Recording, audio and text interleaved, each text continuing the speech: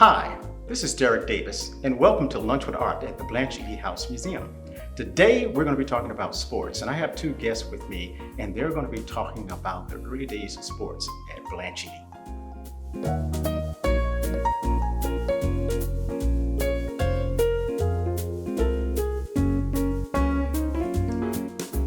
Now, to talk about the beginning of sports teams at Blanche Ely, we actually need to go back to 1949, before the name was officially changed to Blanche Ely.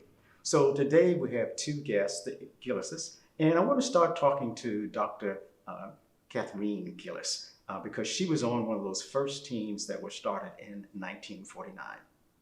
So Dr. Gillis, tell us about that first team that you were on back in 1949, and that girls basketball team.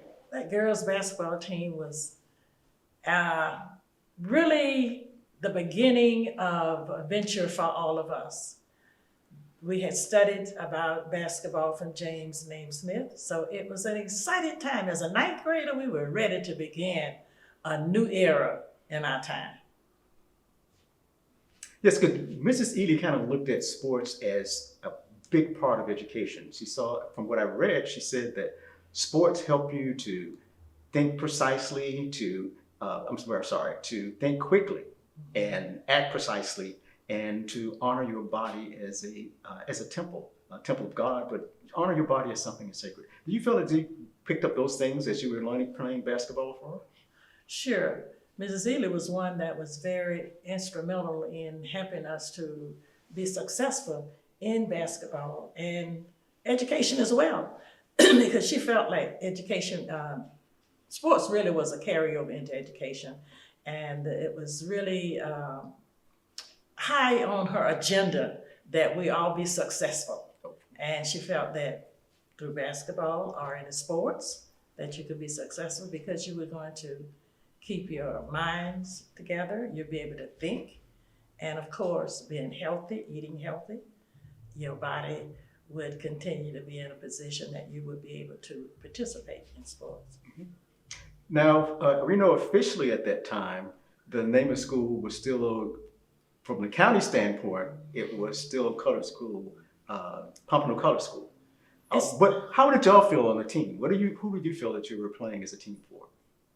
We played for Blanche Ely High School. That was the name that we played under. I know many say that the name had not changed, but the name changed as we played basketball in 1949. The name was Blanche Ely High School. That's the name we played sports under. Okay, and when did you play? When was the team playing? Because we know how the season is now. Kind of put it in perspective in the community of when. During that time, we would get out of school in December for Christmas. When school closed for Christmas, we didn't go back until April because of the farming area. The time of gathering the beans or whatever in this area. And those that had to go to the fields, went to the fields, and they came back, and we would practice in the evenings. And then we also played basketball in the evenings during the season. Although we were not in school, we still played basketball during the basketball season. And who did you play against? Who was playing at that time? Well, we played against only predominant black schools, so which means we had to travel. We had to go to Fort Pierce, Belle Glade. We played Dillard, and Adams, which professor was the principal. Mm-hmm. But most of these schools would have still been out for the picking season, right? No, they weren't out. Okay. All of the schools were not out. We were out because of our area and where we live. The farmers owned some of the houses that they call quarters. Mm-hmm. Some people that migrated here to work, then their families had to go to the fields to these farmers and gather the crops, although they were paid to do it, mm-hmm. but they still had to. This is what they did. So therefore, basically, it was just in Pompano that we were out. Okay. And you were kind of a star on the team, correct?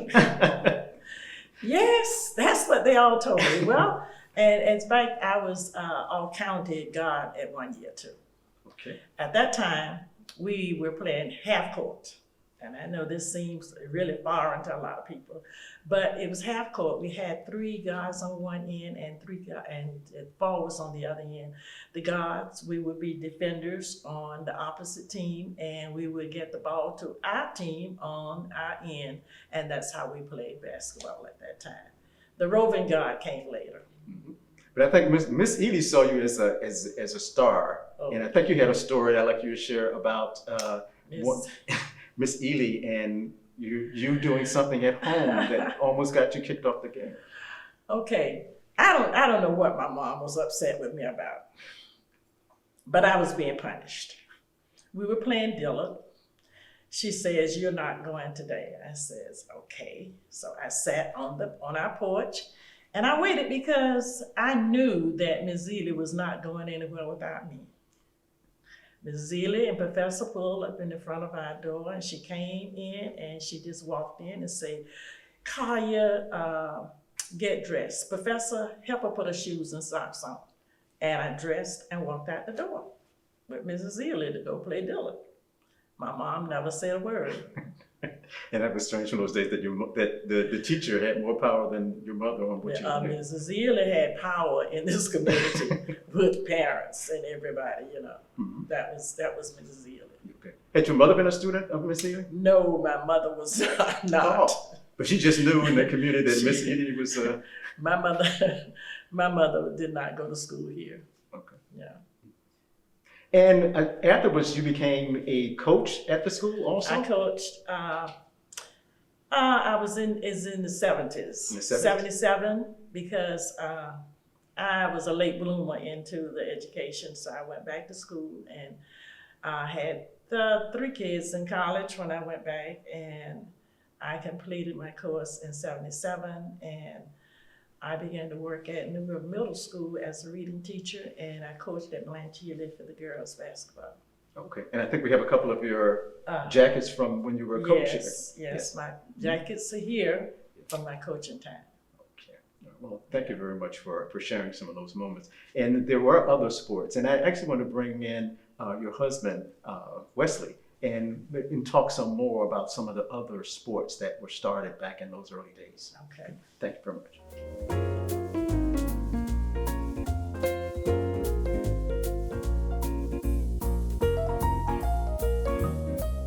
My name is Wesley Gillis, and I'm a graduate of Blanche Ely High School, class of 1954.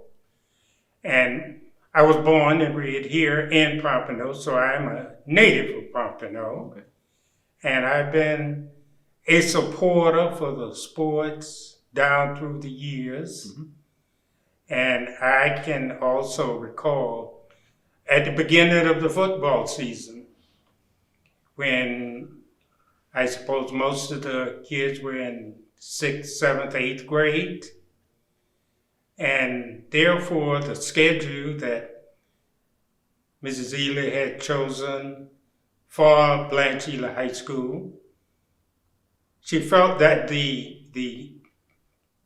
kids that was going to be participating in these sports, since they were mostly inexperienced.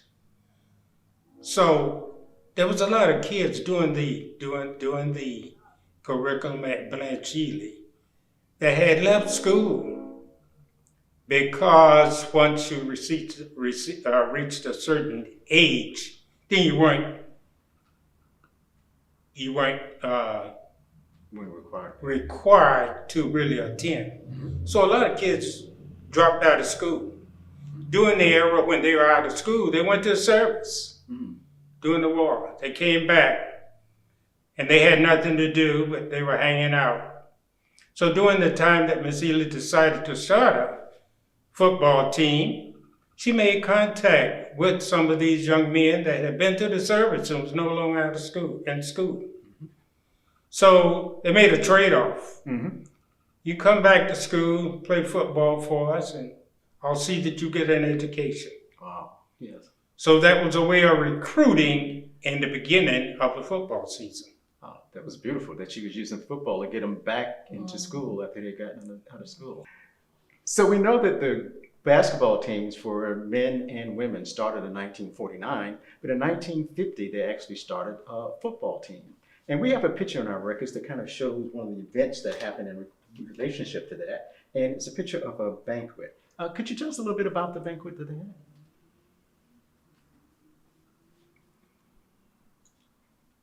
In observing this photo, I see that it contains a mixture of students going all the way from the beginning elementary school all the way through the 11th grade.